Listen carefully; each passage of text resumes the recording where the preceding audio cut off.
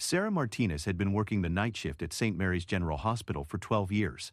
At 42, she carried herself with the quiet confidence that comes from having seen everything the emergency room could throw at her. Her dark hair was always pulled back in a neat bun, and her scrubs were perpetually crisp despite the chaos that surrounded her daily. Tonight felt different, though she couldn't quite put her finger on why. The emergency department was unusually quiet for a Friday night. Most of the beds were empty, and the usual parade of weekend injuries hadn't yet begun. Sarah was catching up on paperwork when her phone buzzed with a text from her 16-year-old daughter, Emma. Working late again at the coffee shop. We'll be home around midnight. Love you, Mom. Sarah smiled and typed back quickly. Stay safe, sweetheart. Call if you need anything. She had raised Emma alone since her husband died in a car accident 5 years ago. The insurance money and her nursing salary had been enough to keep them comfortable in their small 2-bedroom apartment on the east side of town. Emma was a good kid, responsible and hardworking, saving money for college while maintaining excellent grades. Sarah was proud of how mature her daughter had become, though sometimes she worried that Emma had grown up too fast. Dr. Peterson, the attending physician, poked his head around the corner. Sarah, we've got an ambulance coming in. Possible overdose. Young male, early 20s. ETA 5 minutes. Got it, Doc. I'll prep Bay 3. Sarah moved efficiently through her preparations, checking the crash cart, ensuring the IV supplies were ready, and laying out the necessary medications. The familiar routine helped calm the strange unease she'd been feeling all evening. She heard the ambulance sirens growing louder and positioned herself at the ambulance bay doors. The paramedics wheeled in a young man who couldn't have been much older than 22. He was conscious but agitated, his pupils dilated and his speech slurred. His clothes were dirty, and he smelled strongly of alcohol mixed with something chemical that Sarah couldn't identify. This is Jake Morrison, age 21, found unconscious behind Murphy's bar, the lead paramedic reported, as they transferred him to the hospital gurney. Vitals are stable, but he's been in and out of consciousness. Possible polysubstance use. As they moved Jake into the examination room, Sarah noticed 2 men in dark jackets enter the waiting area. Something about them immediately set her on edge. They weren't dressed like typical hospital visitors, and their eyes seemed to be scanning the area too carefully. One was tall and thin with graying hair, while the other was shorter and stockier with a thick neck. Both had the kind of hard faces that suggested they weren't strangers to trouble. Excuse me. The taller man approached the reception desk where Nancy, the night clerk, was working. We're here about the kid they just brought in, Jake Morrison. Nancy looked up from her computer screen. Are you family members? We're friends, the shorter man said, his voice gravelly. We've been looking for him all night. His parents are worried sick. Sarah finished her initial assessment of Jake and stepped out to grab additional supplies from the supply closet. She couldn't help but overhear the conversation at the reception desk and felt her unease growing. Something about these men didn't sit right with her. Their body language was too tense, too aggressive for concerned friends. I'm sorry, but visiting hours are over, and we can only release information to immediate family members, Nancy explained politely but firmly. The taller man leaned across the counter, his voice dropping to what he probably thought was a persuasive tone, but came across as threatening. Look, lady, we just need to see him for 5 minutes. We promised his mom we'd bring him home safe. Sarah had worked in emergency rooms long enough to develop excellent instincts about people. These men triggered every alarm bell she had. She moved closer, pretending to organize supplies at a nearby station while keeping her ears open. Dr. Peterson emerged from Jake's room, looking concerned. Sarah, his toxicrene is going to take a while, but I'm seeing signs of some serious synthetic drug use. We need to keep him for observation. Can you call social services? This kid needs help. The 2 men in the waiting area had obviously overheard. The shorter one nudged his companion, and they exchanged meaningful looks.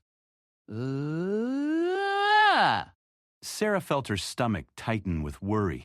Doctor, the taller man called out, approaching Dr. subsequently. Peterson, we're here for Jake Morrison. We're going to take him home now.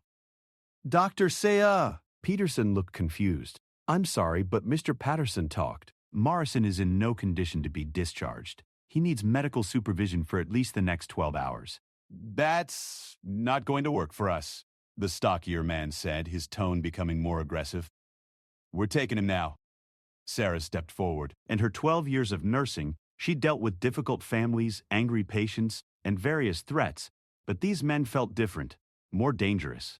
Gentlemen, perhaps you could wait in the family consultation room while the doctor completes his evaluation? The taller man turned his attention to her, and Sarah felt a chill run down her spine. His eyes were cold and calculating, like a predator sizing up prey. And you are? I'm Jake's nurse, Sarah Martinez. Well, Sarah Martinez, we appreciate your concern, but this is family business now. Dr. Peterson, sensing the tension, tried to diffuse the situation. Look, I understand you're concerned about your friend, but medically speaking, there's no medical situation here, the shorter man interrupted. The kid had too much to drink, happens all the time. We're taking him home to sleep it off. Sarah felt her protective instincts flare. She'd seen too many young people die from overdoses, and Jake's symptoms suggested something far more serious than simple alcohol poisoning. I'm sorry, but that's not possible.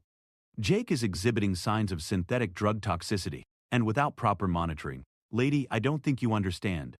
The taller man stepped closer to Sarah, his voice dropping to a menacing whisper. We're not asking permission. Nancy had quietly pressed the security alert button under her desk, but Sarah knew that building security consisted of one elderly guard who was probably doing his rounds somewhere else in the hospital. The police would take at least 10 minutes to respond, even to a hospital emergency call. Peterson, a mild-mannered man in his 50s, looked increasingly uncomfortable. Perhaps we should call hospital administration. No, the stockier man said firmly. No more calls, no more delays. We're going to walk back there and get Jake, and you're going to let us. Sarah's mind raced. She thought about Emma, probably just finishing her shift at the coffee shop, counting her tips and thinking about the history test she had on Monday. She thought about all the young patients she'd helped over the years, kids who reminded her of her own daughter. And she thought about Jake Morrison lying vulnerable and semi-conscious in examination room 3. Unaware that 2 dangerous men were demanding to take him away. I can't let you do that, Sarah said quietly, but her voice carried the authority of someone who had spent years making life-and-death decisions under pressure. The 2 men exchanged another look, and Sarah realized they had moved to flank her on either side. The waiting room suddenly felt very small and very isolated. The night shift meant fewer staff members, and most of them were busy with other patients or administrative duties. Ma'am, you seem like a nice lady, the taller man said, his tone becoming almost conversational. You probably have a family at home. Kids, maybe? You don't want to make this complicated. Sarah felt a surge of anger mixed with fear. The implied threat was clear, and the mention of family made her think immediately of Emma. But she also knew that backing down now meant abandoning Jake to whatever these men had planned for him. Security is already on the way, she said, hoping her voice sounded more confident than she felt. And the police. You should leave now while you still can. The shorter man laughed, but there was no humor in it. Security? You mean old Bob, who's probably sleeping in the basement break room? Come on, lady, be reasonable. Sarah realized with growing dread that these men knew the hospital's security situation. They had done their homework. This wasn't a spontaneous decision to retrieve their friend. This was planned. Dr. Peck said. Peterson cleared his throat nervously. Perhaps we could reach some kind of compromise. The only compromise, the taller man said, is that we walk out of here with Jake and nobody gets hurt. Sarah's training kicked in. She had protocols for dealing with violent patients, procedures for handling family disputes, and experience managing crisis situations. But this felt different. These men weren't emotional relatives or confused patients. They were something else entirely. Jake needs medical care, she said firmly. Whatever he's involved in, whatever trouble he's in, right now he's a patient in my care, and I won't let anything happen to him. The stockier man stepped closer, and Sarah caught a glimpse of something metallic under his jacket. Her blood ran cold as she realized it was probably a weapon. Lady, you're making this harder than it needs to be. Sarah's phone buzzed with another text. Without looking at it, she knew it was probably Emma, letting her know she was closing up the coffee shop. In a few minutes, her daughter would be walking to her car in the dark parking lot behind the strip mall where she worked. The thought of Emma filled Sarah with both fear and determination. She had 2 choices: step aside and let these men take Jake, possibly to his death, or stand her ground and risk escalating a situation that was already spinning out of control. Either way, she was putting someone in danger. I need to check on my patient, Sarah said, taking a step toward examination room 3. No, the taller man said, grabbing her arm. You need to stay right here and think very carefully about your next move. Sarah felt the man's grip tighten on her arm, and she realized that whatever was happening here was bigger than a simple attempt to retrieve a friend from the hospital. These men were professionals, and Jake Morrison was either very valuable to them or very dangerous. Nancy, still at her desk, was frantically typing on her computer, probably trying to contact security again or call the police. Dr. Buck Peterson looked pale and uncertain, clearly out of his depth in this kind of situation. Sarah took a deep breath and made her decision. She had been protecting people her entire career, first as a young nurse fresh out of school, then as a mother raising Emma alone, and now as an experienced emergency room nurse who had seen every kind of human crisis imaginable. "Let go of my arm," she said quietly, looking directly into the taller man's cold eyes. "This is a hospital, and Jake Morrison is my patient. If you want to take him, you're going to have to go through me." The man's grip tightened further, and Sarah realized that her quiet night shift had just become the most dangerous situation of her life. The taller man's grip on Sarah's arm was like a vice, but she had dealt with agitated patients before and knew better than to struggle and escalate the situation further. Instead, she kept her voice calm and professional, even as her heart pounded against her ribs. "You're hurting me," she said simply, looking down at his hand on her arm. "And you're breaking multiple laws right now." "Lols!" The shorter man snorted. "Lady, you have no idea what kind of situation you're walking into here." Dr. Peterson stepped forward, his medical training overriding his fear. "Gentlemen, please, let's handle this civilly. Perhaps we can call Jake's parents and sort this out properly." The taller man released Sarah's arm but remained uncomfortably close. "There are no parents to call, Doc. Jake's family situation is complicated." Sarah rubbed her arm where red marks were already forming. She had worked enough domestic violence cases to recognize the casual brutality in the man's grip. These weren't desperate friends trying to help someone in trouble. They were something much more dangerous. "What exactly is Jake to you?" Sarah asked, keeping her voice steady. The two men exchanged another look, and Sarah caught something passing between them. A decision being made without words. "Jake works for some people," the stockier man said finally. "Important people. People who don't like it when their employees end up in hospitals talking to doctors and nurses and filling out paperwork." The implication hit Sarah like a physical blow. Jake wasn't just a young man with a drug problem. He was involved with criminals, possibly dangerous ones, and these two men weren't here to help him. They were here to silence him. "He's unconscious," Sarah said. "He's not talking to anyone about anything."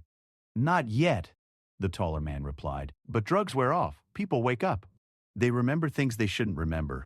They say things they shouldn't say." Nancy had finished whatever she was typing and was now staring at her computer screen with obvious distress. Sarah caught her eye, and Nancy gave an almost imperceptible shake of her head. Whatever help she had been trying to summon wasn't coming quickly enough. Sarah's phone buzzed again, and this time she glanced at it quickly. Emma's text read, "Weird guys hanging around the parking lot tonight, staying inside until they leave. Don't worry, I'm safe." The bottom dropped out of Sarah's stomach. The timing couldn't be coincidental. These men hadn't just come for Jake. They had done their research. They knew about her, about Emma, about their routines. "Something wrong?" the shorter man asked, noticing her expression. Sarah forced her face back to neutrality, but her mind was racing. If these men had people watching Emma, then this wasn't just about protecting Jake anymore. This was about protecting her daughter. "I need to call my supervisor," Sarah said, reaching for the phone at the nurse's station. The taller man's hand shot out and grabbed her wrist. "No more phone calls." "Then what exactly do you want me to do?" Sarah asked, looking between the two men. "We want you to walk back to room 3, disconnect whatever machines you've got Jake hooked up to, and help us get him to our car." The shorter man said, "That's as a tool that I can teach you what's coming up." Nice and quiet, no drama. Dr. Peterson cleared his throat. "I can't allow a patient to be removed against medical advice without proper discharge procedures." "Doc," the taller man interrupted. "I'm going to explain this once, and then we're going to stop talking and start moving." Jake knows things about people who don't want those things known. He's been using drugs to deal with the stress, and tonight he used too much. We're here to take him somewhere safe where he can recover quietly. "And if I refuse?" Sarah asked. The stockier man pulled out his phone and showed her a photo. It was Emma, leaving the coffee shop, taken from across the street just hours earlier. Sarah's blood turned to ice.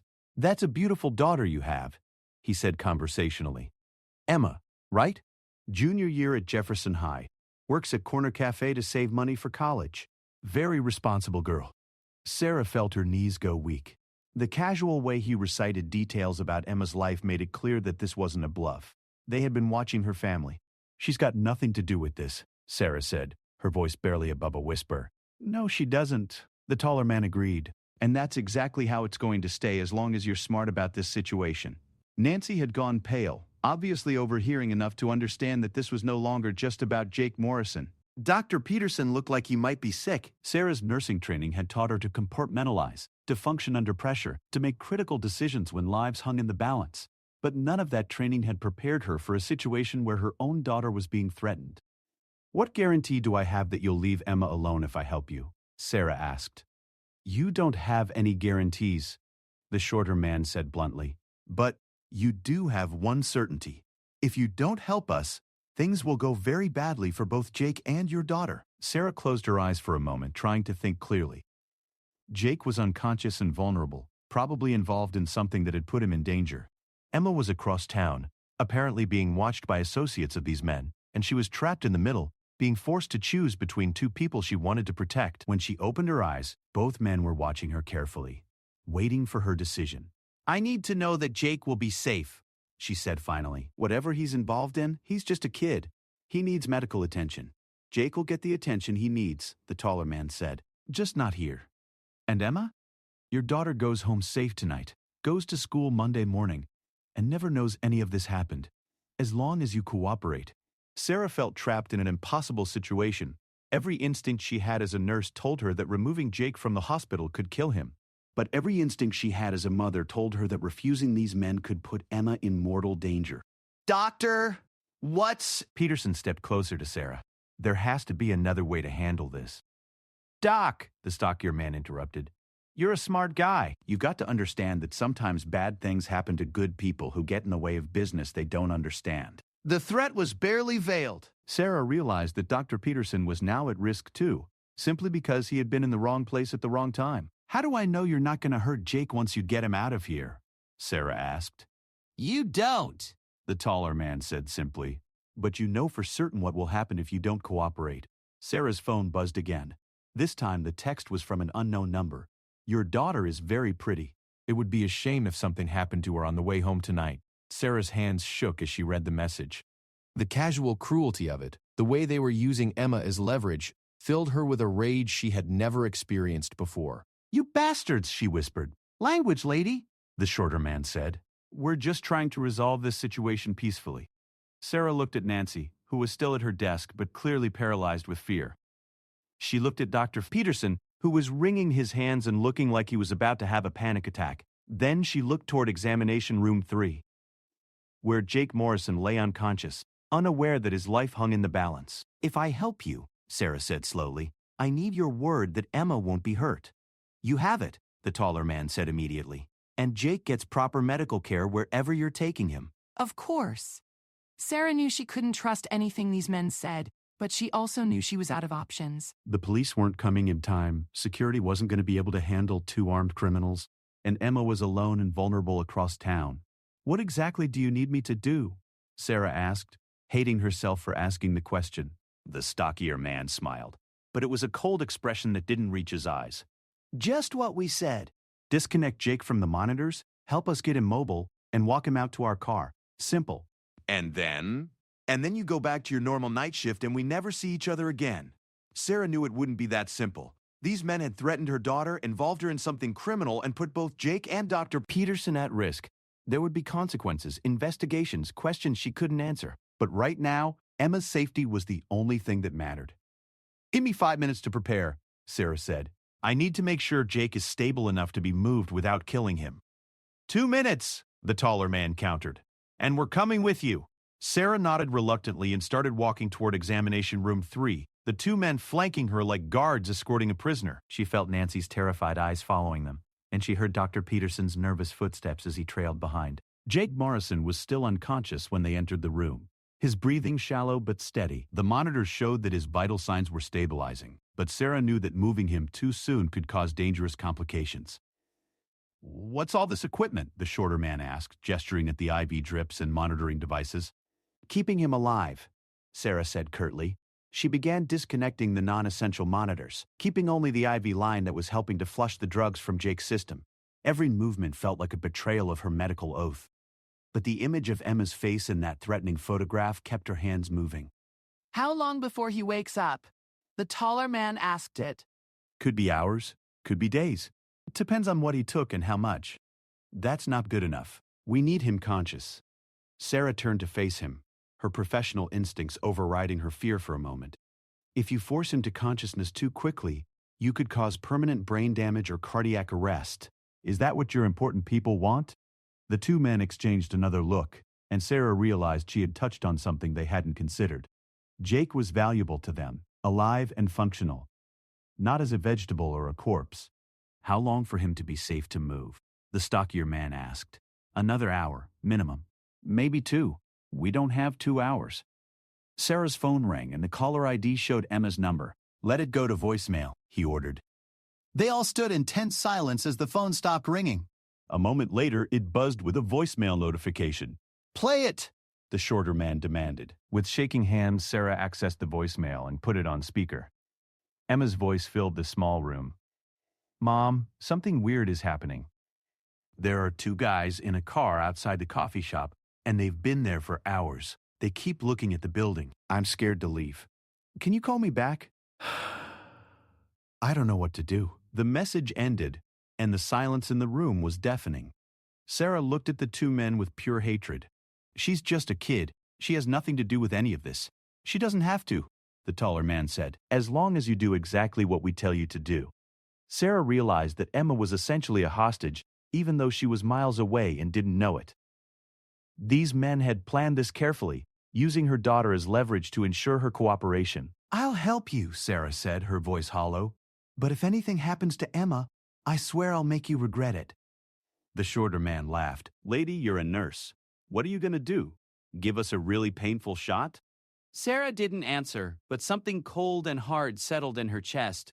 She had spent 12 years learning how to save lives, but she had also learned a great deal about human anatomy, about which pressure points could incapacitate, about which medications could kill as easily as they could heal. These men had made a serious mistake in threatening her daughter. They thought they were dealing with a helpless healthcare worker. Sarah's mind shifted into a different mode as she continued preparing Jake for transport. Years of emergency nursing had taught her to think quickly under pressure, to anticipate problems before they became critical, and to use whatever resources were available to save lives. Now, for the first time in her career, she was applying those same skills to a situation where she might need to take lives instead of saving them. The 2 men were watching her carefully, but they were also focused on Jake and on monitoring the hallway for any sign of security or police. Sarah used their divided attention to her advantage, palming a small vial of potassium chloride from the crash cart while pretending to organize supplies. In the right dosage, it was a life-saving medication for patients with dangerous heart rhythms. In the wrong dosage, delivered directly into a vein, it could stop a heart in seconds. How much longer? The taller man asked impatiently. Almost ready, Sarah replied, continuing to work methodically. She had also slipped a disposable scalpel into her pocket, along with a sedative that could incapacitate someone quickly if she could find a way to administer it. Jake stirred slightly, mumbling something incoherent. The shorter man moved closer to the bed, leaning down to try to hear what Jake was saying. What's he saying? Nothing coherent. Sarah lied. She had actually caught a few words. The warehouse and Admiral. She filed the information away, hoping it might be useful later. Dr. Rapid got caught. I sat there for seconds after hour and did a dance. Peterson had been standing quietly in the corner, looking increasingly distressed. Sarah caught his eye and mouthed, "Call police," when the 2 men weren't looking. He gave an almost imperceptible nod. All right, Sarah announced. He's stable enough to move, but I need to come with you. If his condition changes during transport, he'll need immediate medical attention. That's not happening, the taller man said immediately. Then you'll be carrying a corpse to your car instead of a patient, Sarah replied flatly. His blood pressure is still unstable, and his respiratory system is compromised. Without monitoring, he could crash in the next 10 minutes. The 2 men looked at each other, clearly not having anticipated this complication. Fine, the shorter man said finally. But you come right back here after we get him settled, and you forget this whole night ever happened. Sarah nodded, knowing she had no intention of keeping that promise. But for now, it got her closer to Emma and gave her more opportunities to turn the situation around. They began moving Jake from the examination room, Sarah guiding the portable IV stand while the 2 men supported Jake on either side. To any casual observer, it might have looked like a routine patient transfer, except for the late hour and the nervous tension radiating from everyone involved. Nancy watched them pass with wide, frightened eyes. Sarah hoped she had understood Dr. Peterson's signal and would call for help as soon as they were out of sight. The hospital's main entrance was locked at night, but the emergency department had a separate exit that stayed open 24 hours. Sarah's heart sank as they approached it, realizing that once they got Jake outside, her leverage would be significantly reduced. "There's our ride," the stockier man said, nodding toward a dark sedan parked in the ambulance bay. As they got closer to the car, Sarah could see a third man behind the wheel. The engine was running, and the back door was already open, waiting for them to load Jake inside. Careful with his head, Sarah warned as they maneuvered Jake into the back seat. She climbed in after him, checking his pulse and adjusting his IV line. The taller man got into the front passenger seat while the shorter one slid in next to Sarah. She found herself trapped between Jake's unconscious form and a dangerous criminal, heading toward an unknown destination. "Where are we going?" she asked. "Somewhere private," the driver answered without turning around. "Jess says it's taken seconds." He was older than the other two, with gray hair and steady hands on the steering wheel. Something about his demeanor suggested military training. As they drove through the quiet streets, Sarah tried to memorize the route while keeping one eye on Jake's condition. His breathing was becoming more labored and his skin was taking on a grayish pallor that worried her. "He's getting worse," she announced. "We need to get him to proper medical facilities soon, or he's not going to make it." "How soon?" the driver asked. "Maybe an hour, maybe less." The car turned into an industrial area Sarah didn't recognize. Warehouses and shipping containers lined the streets, and there were no residential buildings or businesses that might have people around to witness whatever was about to happen. They pulled up to a large warehouse with several other cars already parked outside. Sarah's heart rate spiked as she realized this was clearly more than just a simple pickup operation. This was organized, with multiple people involved. "Everyone out," the driver ordered. Sarah helped guide Jake out of the car, noting that he was becoming increasingly unresponsive. Whatever synthetic drugs he had taken were interacting badly with his system, and without proper hospital equipment, she was limited in how much she could help him. The warehouse doors opened, revealing a surprisingly well-equipped space. Someone had set up what looked like a basic medical facility in one corner, complete with a hospital bed, monitoring equipment, and even some pharmaceutical supplies. "Impressive," Sarah said despite herself. "We came prepared," the taller man replied. Set him up over there. As they moved Jake to the prepared bed, Sarah got a better look at the warehouse. There were at least 6 other people present. All men, all with the same hard, professional demeanor as her captors. This wasn't a desperate improvisation. This was a well-funded, well-organized operation. "Who are you people?" Sarah asked while connecting Jake to the monitoring equipment. "People who value privacy," the driver answered. He seemed to be in charge, with the other men deferring to his decisions. "And what does Jake know that's so important?" The driver studied her for a long moment. "Jake worked in our accounting department. He had access to financial records that certain government agencies would find very interesting." Sarah felt a chill as she began to understand the scope of what she had stumbled into. This wasn't just criminal activity. This was something involving government secrets, possibly national security. "You're asking me to help you disappear a government witness," she said. "We're asking you to help us protect a young man who made some bad choices and got in over his head," the driver corrected. "Jake took some money he shouldn't have taken, and he took some drugs to deal with the guilt. Now he's a liability to everyone involved." Sarah continued working on Jake, but her mind was racing. If Jake had stolen money from these people and they were involved in government secrets, then he was in even more danger than she had realized. They weren't just trying to silence him temporarily. They were probably planning to make him disappear permanently. "His vital signs are stabilizing," she reported, buying time while she tried to figure out her next move. One of the men approached the driver and whispered something in his ear. The driver's expression darkened, and he pulled out his phone. "We have a problem," he announced to the room. "The hospital called the police. There's an APB out for our car, and they're searching the area." Sarah felt a surge of hope. Dr. Peterson or Nancy had followed through, and help was on the way. But she also realized that this news had probably just made her situation much more dangerous. "What about the girl?" the shorter man asked. "She's secure," the driver replied. "But we need to move up our timeline." Sarah's blood ran cold. "What do you mean she's secure? You said Emma would be safe if I cooperated." And she will be, as long as you continue cooperating. But now we need to disappear completely, and that's going to require some adjustments to our plan. "What kind of adjustments?" The driver looked at her with what might have been sympathy. The kind where loose ends get tied up permanently. Sarah realized with growing horror that she had never been intended to walk away from this situation alive. These people couldn't afford to leave witnesses, especially witnesses who could identify them and describe their operation. Jake stirred on the bed, his eyes fluttering open for the first time since arriving at the hospital. He looked around in confusion, taking in the warehouse, the men, and Sarah standing beside his bed. Where am I?" he mumbled. "Safe," the driver said, approaching the bed. "Jake, you remember me, don't you? We worked together." Jake's eyes focused with visible effort. "Admiral, what's happening? Why am I here?" Sarah filed away the nickname. "Admiral." It suggested military background, possibly naval intelligence or some other government agency. "You had a little accident tonight, Jake. Too much chemistry recreation. But you're going to be fine." "The money," Jake said suddenly, his voice becoming more alert. "I can give it back. All of it. I just needed—" "We know what you needed," Admiral said gently, "and we understand. But there are some complications now. Some people know about our business arrangements, and that creates problems for everyone." Jake looked at Sarah with confusion. "Who is she?" "A nurse who's been taking very good care of you. But now we need to discuss what happens next." Sarah realized that this was probably her only chance. Jake was awake and talking, which meant he might be able to help her if she could make him understand the situation. But she also knew that anything she said would be heard by the 6 armed men surrounding them. "Jake," she said carefully, "do you remember what happened tonight? Do you remember taking anything unusual?" He nodded slowly.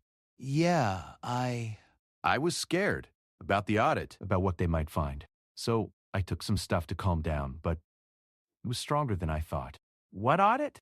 Sarah asked, even though she suspected the Admiral didn't want her learning more details. "The Treasury Department is investigating some irregularities in our defense contracts," Admiral said before Jake could answer. "Routine bureaucratic nonsense, but it makes everyone nervous." Sarah wasn't buying the casual explanation.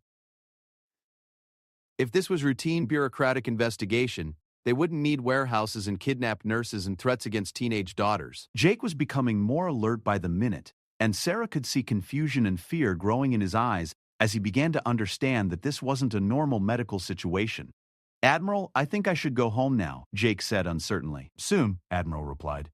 "But first we need to make sure you understand how important it is to keep our business private. You know how sensitive our work is." Sarah watched the exchange with growing dread. She could see that Jake was beginning to realize he was in serious danger, and she could also see that Admiral was preparing to make decisions about both of their futures.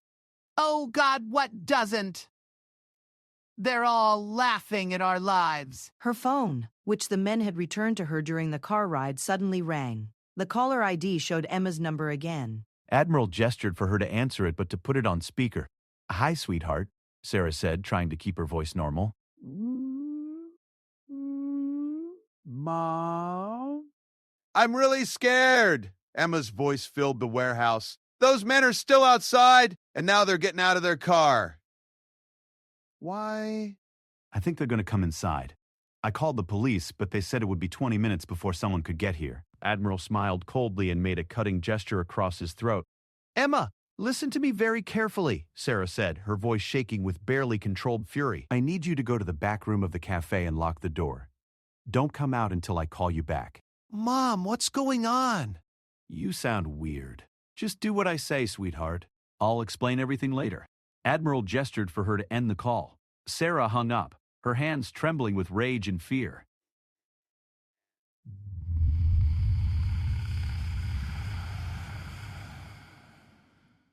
"Your daughter is very obedient," Admiral observed.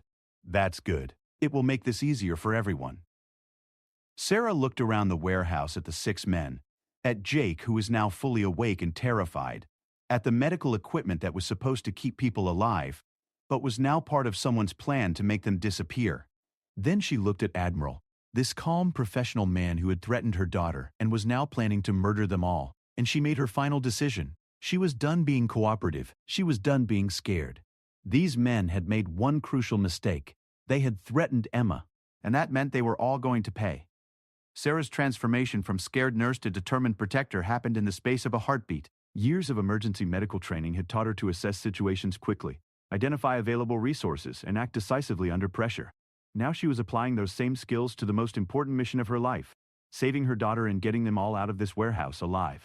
The first advantage she had was that the men around her saw her as a harmless healthcare worker. They were watching Jake carefully, and they were monitoring the entrances for police, but they weren't paying close attention to what Sarah was doing with the medical equipment. The second advantage was her intimate knowledge of human anatomy and pharmacology. She knew exactly where to strike to cause maximum damage, and she knew which drugs could incapacitate or kill quickly and quietly. I did it to you! The third advantage was that Admiral had made a critical error in judgment. He had brought her here to keep Jake alive, which meant she was the only person in the warehouse who could operate the medical equipment. That made her temporarily valuable and therefore temporarily safe. She began her plan by adjusting Jake's IV line, ostensibly to check his medication levels. In reality, she was preparing a syringe with a combination of sedatives that would put him into a deep protective unconsciousness.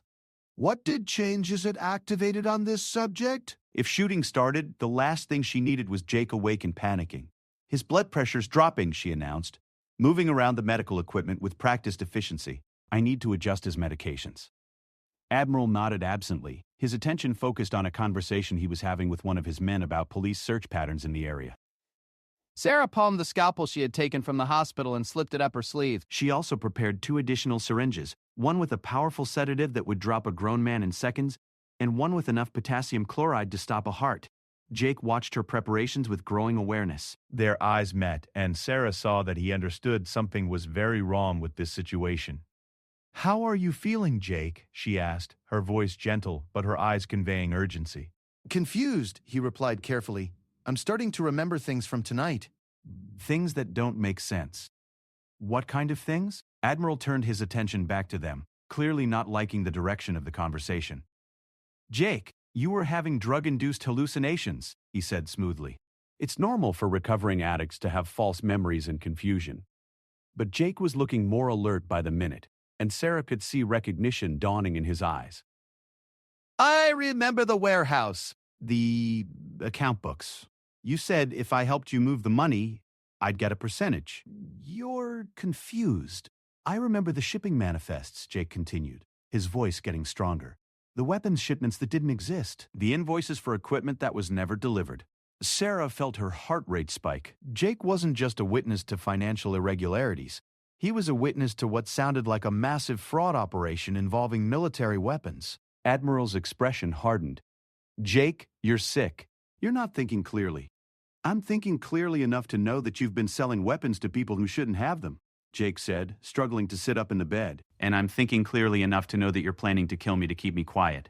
The warehouse fell silent except for the hum of the medical equipment. Admiral looked at Jake for a long moment, then sighed. You always were too smart for your own good.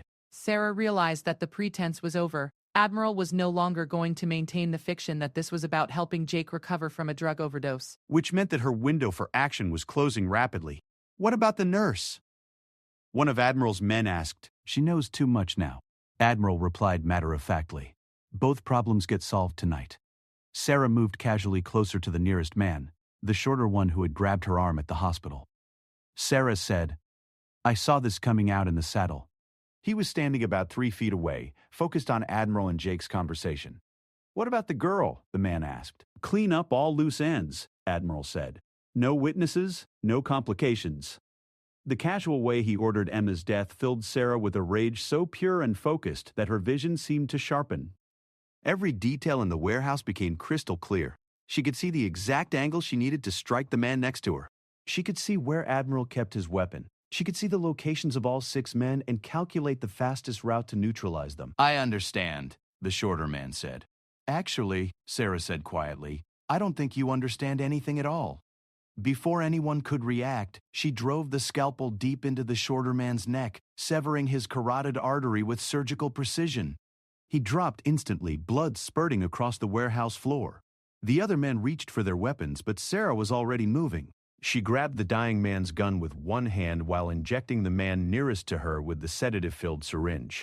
He collapsed before his gun cleared its holster. Admiral was shouting orders, but Sarah was functioning in the hyper-focused state that emergency nurses sometimes enter during the worst trauma cases. Time seemed to slow down, allowing her to see every movement, anticipate every reaction. Jake had rolled off the medical bed and was crawling toward cover behind some shipping containers. Smart kid. Sarah put 2 bullets into the chest of a third man while simultaneously diving behind the medical equipment. Admiral and his remaining 2 men were taking cover and returning fire, their bullets sparking off the metal equipment around her. You picked the wrong mother to threaten, Sarah called out, checking her ammunition. 6 bullets left. You're outnumbered and outgunned, Admiral replied from behind a forklift. Surrender now, and I'll make your daughter's death quick. The only person dying tonight is you, Sarah promised. She heard footsteps moving around her flanks and knew they were trying to surround her. The warehouse was large, with plenty of cover, but that worked both ways. She could use the maze of equipment and containers to stay mobile and pick them off one by one. Sarah grabbed the IV stand and used it as a shield while she moved to a new position. Bullets clanged off the metal pole, but it protected her torso while she reached better cover behind a row of shipping containers. From her new position, she could see Admiral directing his men with military hand signals. One was moving left, trying to flank her, while the other was providing covering fire. Sarah had one advantage they didn't expect. She knew exactly how long it would take someone to bleed out from various wounds, which meant she knew exactly how much time she had before the man she'd stabbed either died or became unconscious from blood loss. She popped up long enough to put a bullet through the shoulder of the man providing covering fire. He spun around and dropped his weapon, clutching his arm. Non-fatal, but it took him out of the fight. 2 men down, 3 to go, counting Admiral. Her phone rang. Emma's number. Sarah answered it while keeping her gun trained on Admiral's position. Mom, they broke into the coffee shop. Emma's terrified voice came through the speaker. I'm hiding in the freezer, but I can hear them searching. Please help me. Admiral laughed from across the warehouse. Sounds like time is running out for your daughter. Emma, listen to me, Sarah said, her voice deadly calm despite the bullets flying around her. I need you to stay hidden for 10 more minutes. Can you do that? I'm scared, Mom. I know, sweetheart. But I'm coming for you. And these men are going to regret ever threatening my family. Sarah ended the call and checked her remaining ammunition. 5 bullets left. 2 men still standing, plus Admiral. She could hear sirens in the distance, growing louder. Dr. Peterson's call for help had finally brought the cavalry, but they were still minutes away. Emma didn't have minutes. Sarah made her decision. Instead of waiting for the police, she went on the offensive. She sprinted from cover, using her knowledge of the warehouse layout to stay ahead of Admiral's remaining man. He fired at her, but she was already rolling behind another container by the time his bullets reached where she had been. From her new position, she could see him clearly. One shot to the center of mass dropped him permanently. That left Admiral. Just you and me now, Sarah called out. I'm a trained Navy SEAL with 20 years of combat experience. Admiral replied, You're a hospital nurse. How do you think this ends? With you dead and my daughter safe, Sarah said simply. Admiral emerged from behind the forklift, his weapon raised. Sarah was ready for him. They fired simultaneously. Admiral's bullet sparked off the metal container beside Sarah's head. Sarah's bullet took Admiral's center mass, spinning him around and dropping him to the concrete floor. Sarah approached him carefully, her weapon still raised. Admiral was still alive, but barely. Blood was spreading across his shirt, and his breathing was labored. The weapons shipments, Sarah said. Who are you selling them to? Admiral coughed, blood speckling his lips. Go to hell. I'll ask Jake. I'm sure he has all the details. Jake doesn't know the buyers. Only I knew that. Sarah knelt beside him, checking his wound with professional detachment. He had maybe 5 minutes before he bled out completely. Tell me about the buyers and I'll save your life, she offered. Admiral laughed weakly. You think I'm afraid of dying? No, but I think you're afraid of failing your mission. Those weapons are still out there, still going to people who shouldn't have them. If you die, that continues. Admiral's eyes focused on her with difficulty. You don't understand. This isn't about selling weapons to criminals. This is about preventing a war. What war? The one that starts when certain terrorist organizations get access to our latest weapons technology. Sarah felt a chill of understanding. You were selling to terrorists to track the weapons. We were selling to intermediaries to identify the terrorist networks. Then we'd roll up the entire operation at once. And Jake found out. Jake found the financial records, but not the operational details. He thought we were just war profiteers. The sirens were getting much louder now. Sarah could see red and blue lights flashing through the warehouse windows. The names, Sarah demanded. Give me the names of the terrorist contacts and I'll make sure the operation continues. Admiral studied her face, perhaps seeing something there that convinced him she was serious. My phone, he whispered. Password is Emma. All the contacts are in there. Sarah felt a chill at the realization that he had used her daughter's name as his password. Even in his final moments, he was reminding her that he had threatened Emma. Admiral's breathing became more labored. The weapons shipment goes out tomorrow night. Port of Long Beach, Container 47. Alpha. If it doesn't arrive on schedule, they'll know something's wrong. Who do I contact? Agent Martinez, FBI Counterterrorism. She's been running the operation from the bureau side. Sarah almost smiled at the irony. Agent Martinez. Someone who shared her last name would be taking over this operation. Admiral coughed again. More blood this time. Your daughter, she really is very pretty. Sarah felt her anger flare again. But Admiral was already gone, his eyes staring sightlessly at the warehouse ceiling. The police sirens had stopped right outside the building. Sarah could hear voices, dogs barking, and the sound of equipment being unloaded from vehicles. Jake emerged from behind the shipping containers, looking shaken but unharmed. Is it over? He asked. This part is, Sarah replied, tucking Admiral's phone into her pocket. But you and I need to have a very serious conversation about what you know and what the FBI needs to hear. The warehouse doors burst open, and armed police officers poured in, flashlights cutting through the dim space. Lappy! Everyone on the ground. Sarah immediately dropped her weapon and raised her hands. I'm Sarah Martinez, the nurse who was kidnapped from St. Mary's Hospital. These men were holding us hostage. As the police secured the scene and called for ambulances, Sarah's phone rang one final time. Mom? I can hear police sirens outside. Are you okay? I'm fine, sweetheart, Sarah said, tears finally flowing down her face. It's all over. The bad men are gone and you're safe. I love you, Mom. I love you too, Emma. More than you'll ever know. 3 hours later, after giving her statement to the police and FBI, Sarah finally made it home. Emma was waiting up safe and unharmed, having been rescued by the police team that had responded to her call. As Sarah held her daughter close, she thought about Admiral's words. This wasn't over. Tomorrow night, a weapons shipment would be waiting at the port of Long Beach, and terrorist contacts would be expecting delivery. The operation he had described would need to continue, but now it would be in the hands of people who actually served justice instead of profit. Jake Morrison, it turned out, was more than just a witness. He was a computer expert who had been helping Admiral track the financial networks that funded terrorist organizations. With Admiral dead, Jake would be essential to the FBI's efforts to complete the mission and prevent those weapons from reaching their intended targets. As for Sarah, she would return to her job at St. Mary's Hospital, back to saving lives instead of taking them. But she would never forget the night when she discovered just how far she was willing to go to protect the people she loved. The next morning, Agent Martinez of the FBI would receive a very interesting phone call about a container at the port of Long Beach in a network of terrorists who had no idea that their weapons supplier was dead and their entire operation had been compromised. But that would be tomorrow's challenge. Tonight, Sarah was just a mother holding her daughter close, grateful that they were both alive and safe, and certain that no one would ever threaten Emma again, without facing the full fury of a woman who had learned that sometimes saving lives meant being willing to take them.